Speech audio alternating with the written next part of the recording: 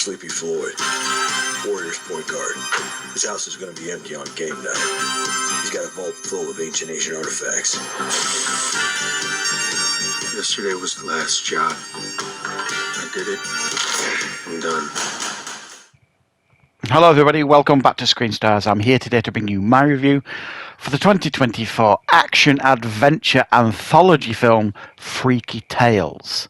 The film is co-written and directed by Anna Boden and Ryan Fleck, and it stars Pedro Pascal, Ben Mendelsohn, Jay Ellis, Too Short, and Ji Young Yo.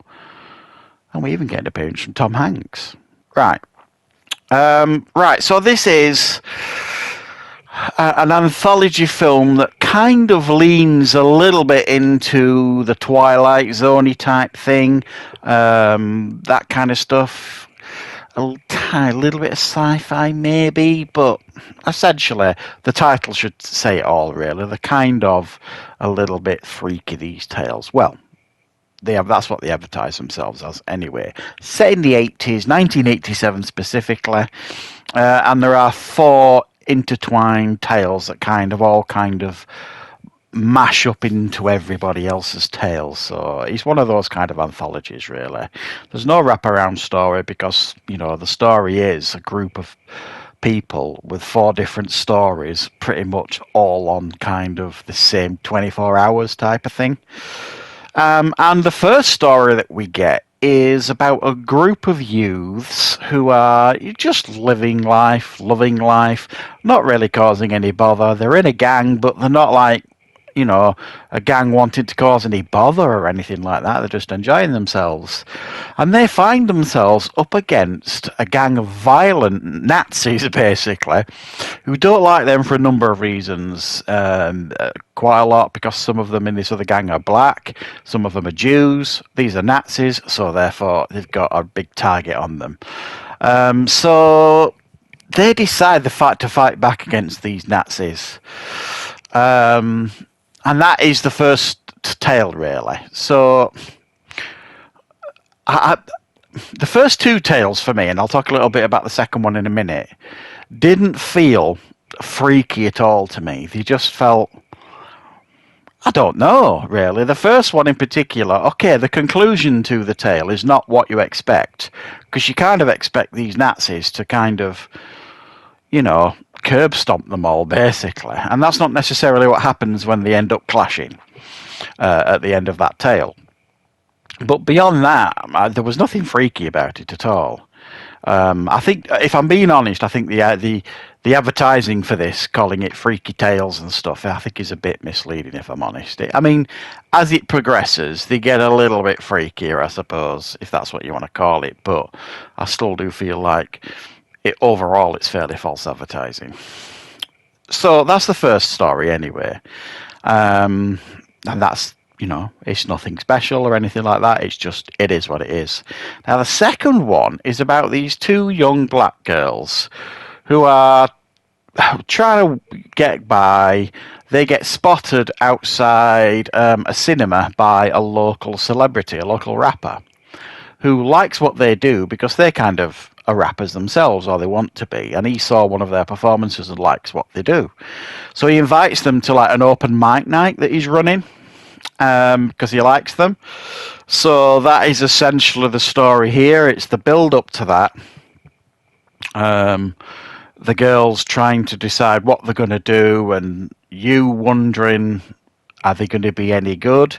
And then they get to the open mic night, and you get what you get. And trust me, I don't think there's anything freaky about this tale at all. I just, it is what it. Again, it is what it is. It didn't feel freaky to me at all. So you got to imagine at this point, then I'd watched the first 2 tales out of 4 anthology tales in this film, and I'm kind of like, whoa, I'm not really into this at all. And then the last 2 kind of make up for it. At this point, it was a 4 out of 10 for me. This was not hitting what I wanted it to hit for an anthology tale. It's advertising itself as Freaky Tales.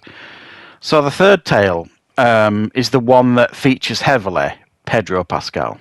Yes, it's that man again. Pedro Pascal, the man who is literally in everything these days, is in this film as well. And he's got the most sizable segment, I think it's fair to say.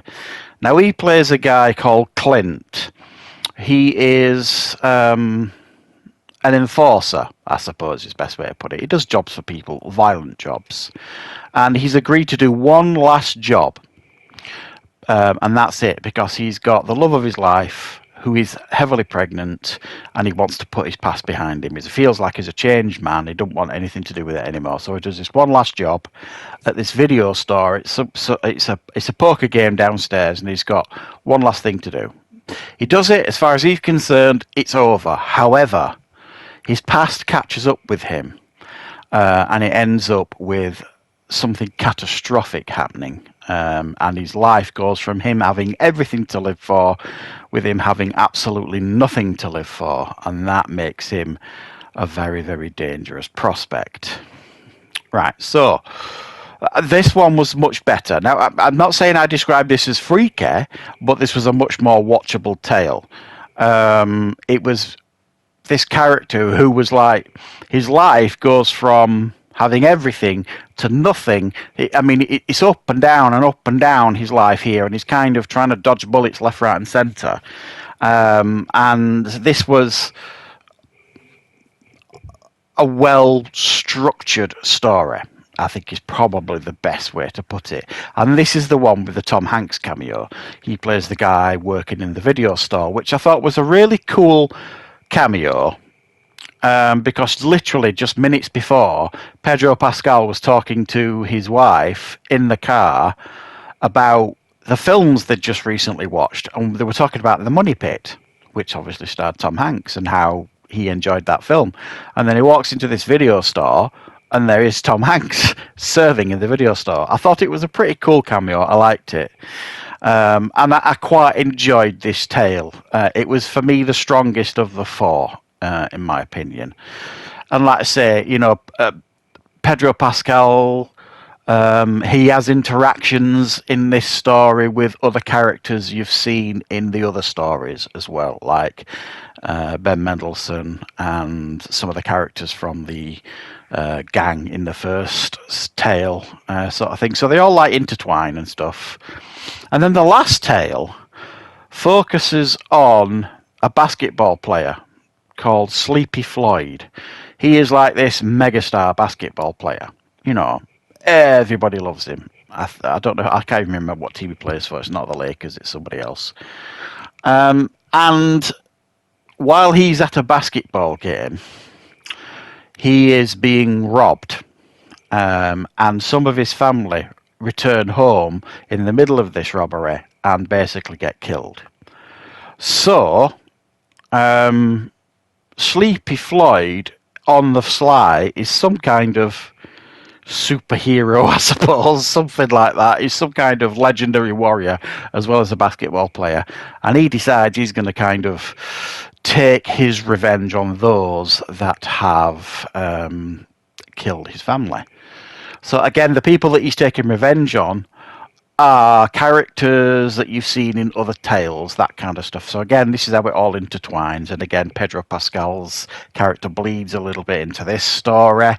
So this one was probably the freakiest of the bunch, but it's not exactly what you would call mind-bendingly freaky or anything like that. I mean, there's a lot of samurai swords, a lot of blood, a lot of head exploding and things like that. This one's quite ultra-violent, I suppose you could call it, and it's a little bit out there. So on the whole, the last two tales rescued this one a little bit for me. The first two did not hit for me at all. Like I said, the first one was, again, it had moments of ultra-violence in it and stuff, but it didn't kind of ring the bell of being like freaky or odd or different or out there or Twilight Zone or anything. And the second one didn't at all. And I'm not saying they weren't poor. I'm not saying they were poorly acted or anything like that. They weren't. They just didn't feel like they belonged in an anthology film that called itself Freaky Tales. So this is a nice one. Most anthology films you see these days are horror or sci-fi, but mainly horror, and this isn't. It's something a little bit different. You could arguably call it an action anthology film, but it's a little bit different than what you're normally used to. It's got some clear, strong production values going on for it. As I've said, you've got Pedro Pascal in it, Ben Mendelsohn, Tom Hanks, people like that. So there's a lot of names you're going to recognise. And you certainly won't feel like you've wasted your time if you watch this. But if you like, for me, definitely the second two tales were the strongest of the bunch. And I think they knew that themselves because they were also the longest of the bunch. So, yeah, let me know your thoughts if you're planning on watching this one or if you've already seen it. And I will, of course, be back with plenty more reviews and content on the channel very, very soon.